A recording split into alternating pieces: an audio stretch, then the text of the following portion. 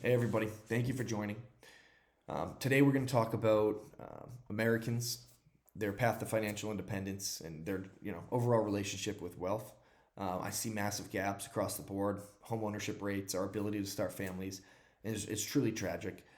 So I'm here today just to kind of talk about this real quick, give you guys some actionable advice or insight into the whole situation. I'm not here to promise you how to get rich overnight, buy that boat, buy that shiny car, latest gadget. This is for anyone who wants to live a realistic life, own a home, and retire at a reasonable age. Um, to give you my take, if you want to be healthy, you got to work out, you got to eat right. If you want to be educated, you got to study, you got to pass your tests. If you want financial independence, you need to put time and energy into it, like everything else. Too many people think just working their job, having a checkings and savings account is enough to retire, and that is just not true. So we're going to break this video down into three main sections. First one is saving principles I've lived by my whole life. This is going to be two core tenets we're going to talk about. We're going to talk about how to manage our relationship with spending, and then we're going to talk about how to grow your money towards financial independence. I'll admit I'm a little more rigid or disciplined, I like to say, than the average American, but I think it's very important for us to all adopt some of these tendencies. If you think some of these are too extreme, just take what's useful to you, tweak it for your life, and leave out the rest. First, we're going to cover those two tenets. So within savings, you got to think spending costs a lot more than you think, right? So when we think about our salary or income, usually we think about that pre-tax. But when we do our spending, we think about that post-tax. And what's that mean? If you're making 52 grand a year, in your head you're making a grand a week, but we all got our first paycheck in high school and saw those taxes taken out. You're really making 700 a week, if that, plus or minus, whatever. But then when you want to spend 10 bucks on a burrito or a pack of butts or six pack of beer, whatever it is, it's really not $10. This is post tax. This is after you've been taxed $10. So you had to work for $13 to spend that $10 on whatever item that is. So what I try to do is I try to add that buffer on every single thing I buy, right? And I only buy stuff I need, and we'll get much more into that in spending. But that dollar candy bar is really $1.30. So that's that first principle I live by. Always pad those numbers to really normalize it to that pre and post tax framework. Now, the second one is you've heard it everywhere, but I'll simplify it. A dollar saved today is worth a lot more than a dollar saved tomorrow. So we're going to talk about compound interest. Seems complicated. It's not complicated at all. Let's say we invest a dollar at 10%. We're going to use 7% for the rest of the video, but we invest a dollar at 10%. And it compounds every night. That dollar is going to be worth $1.10 tomorrow, right? So now we're going to get 10% on that $1.10. It's really 11 cents now, right? Because we have more principal to grow off of. That's going to bring you to $1.21. We do that one more time. 10% on $1.21 is 12 cents. That's going to bring us to $1.33. That is interest on interest on interest on interest. And it'll keep growing. So let's give you some really straightforward examples. Say you're a 25-year-old kid. You invest $1. When you're 67, at 7% rate, that dollar is going to be worth $64, right? You start saving that dollar when you're 35, where I'm approaching.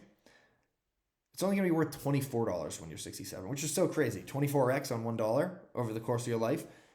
It provides a lot of opportunities when you retire. Now, if you only start saving at 45, that $1 is only going to be worth $8.80. So you're already at a disadvantage if you start saving late. So let's give you a real tangible example. You're 25, you just got out of grad school or whatever degree they sold you, and you want to go on a 2-week trip to Europe with your buddies. It's a $10,000 trip. If you decide to stay local, hang out with your grandparents, hang out with your friends, your local friends, because I know you have them, spend that $10,000 or save it, you save that $10,000. By the time you're 67, that'll be worth $640,000. You do that 3 or 4 times in your early 20s, you already have $3 to $4 million. That's a real generational wealth, and that's assuming you don't invest any more money in your life, right? And that goes against what we're about. We're going to continuously save, invest, grow wealth for ourselves and for our future, right? So let's talk about spend. We know that you probably make a little bit less money when you're younger than you're going to make when you're older. Puts you at a disadvantage for savings. However, where the advantage is, you have a much higher tolerance for low quality of life, low standard of living, right? So let's start with, you don't need granite countertops. You don't need stainless steel appliances. You don't need the nicest car. Buy a used car, whatever the case is. Buy a new car if you really want, but don't buy that highest end car. You do not need the highest bar of stuff at all. You don't need brand names. Don't live within your means. Live significantly below your means. Entertainment. You can have fun without spending money, right? You can explore the woods, explore trails, explore parks. You can pick up, make a pickup game of, street hockey or basketball down the street. You can go to the library, right? Library even offers free tickets to your local museums or whatever if you really want to go into, a man-made building. But there's just a ridiculous amount of ways to not spend money in life. Media and entertainment. The age of the internet, we can get so much entertainment without spending money. I'm not going to tell you how in every facet of entertainment, but you don't have to buy all these streaming services at all, right? Hollywood wants you morally and financially bankrupt. Avoid that whole scene. Avoid it. Food. This is one of the biggest ones for my wife and I. We've been together since high school, and luckily we've grown together in a lot of these mindsets. But stop eating out. We literally go years without eating out. Making your own food is cheaper, it's healthier, it's cleaner, more interesting, and much more satisfying, right? Especially if you can grow some of your own food. And I'm not talking have a farm, which is what we've aspired to do at this stage of life. Grow your own herbs, right? It makes it so much more fun in the kitchen. Plus, you don't have to worry about that line cook vaping in your stir fry or that thick black hair you find in the middle of your calzone, right? You might find your wife's hair in it, but at least you know whose it is. Overall, my message here is minimize spending wherever possible. I don't even budget. I just min spend, right? Budgeting gives me the mindset that, I can spend up to $100 on entertainment this week. No, min spend, and do that as much as possible, especially in your 20s, 30s, because that compound interest, you save that dollar in your 20s, that is worth so much more than saving a dollar in your 30s and 40s by magnitudes, as we've already explored.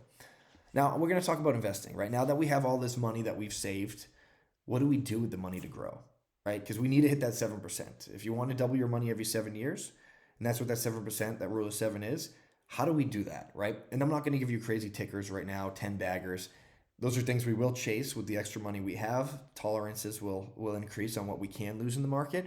But let's talk about just some safe investing frameworks. First thing is diversified. You got to spread your investments. You don't put all your eggs in one basket, right? So index funds are your friends. You want to make sure your fees are low. That's different video type stuff. But index funds allow you to invest in a bunch of different stocks with one decision, right? So you're not putting all your money into one company, huge. But beyond just a stock market, diversify. Don't put all your eggs in one basket. Money into real estate, money into bonds, maybe, if it makes sense. Doesn't always. Precious metals, right? We've seen a crazy, year or two with silver and gold. Whatever makes sense and whatever you believe in, start to sprinkle your investments in. And I think that as you start doing it, you're going to be more and more curious, more and more interested in making better and better decisions for yourself and your family. Dollar cost averaging. Now, if you want to take the emotion out of it, every time you get a paycheck, put that portion of money into the market, right?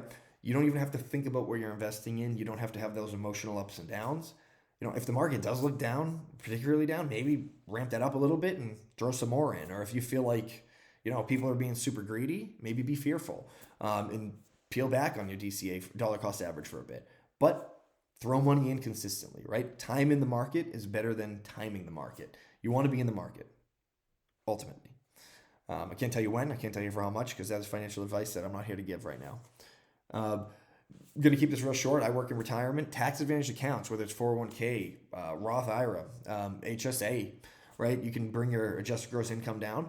There's so many vehicles for taking advantage of, and I would say tax advantaged funds or investment opportunities. That could be a different video if people are interested. But ultimately, with investing, you want to do something safe. Should be boring. You don't want it to be crazy. You're not the Wolf of Wall Street. However, it is nice to have some fun money. You want to hit those 10 baggers. You want to throw some money in crypto, maybe some high potential tech stocks, AI, whatever it is, right? Experiment responsibly. You can throw in 1, 2, up to 5% of your allocation into these things, and you could get 10x's on it. I've been fortunate enough, and I'll share all my positions in the future. I've been fortunate to get more than 10x's on positions, and I've lost 90% on positions, right? But we've had some crazy exciting times in the stock market. I'm 34 years old. I graduated high school in 2010, started investing around then. That was after a crash, right? Us millennials, at least in this cohort, have had some unbelievable opportunities, as well as disadvantages others haven't seen, right? So I thought I was trying to keep this 10 minutes or 5 minutes. It's 10 minutes. Sum it up: save early, let time work for you, spend wisely, live significantly below your means, minimize unnecessary spending. And I'm stressing that hard. Minimize unnecessary spending. Instant gratification, never worth it compared to long-term fulfillment and happiness, ever. And invest consistently. Let your money grow automatically. Yeah, thank you for listening. If you think this is helpful, I'd love to make more videos. I'll actually add, visuals and all that kind of stuff, to really facilitate the conversation. But the goal here is to empower Americans, to be financially independent and have, a true tangible path to wealth: home ownership, starting your family, retiring at a reasonable age. Simple stuff we all want to have. Thank you. Have a good day.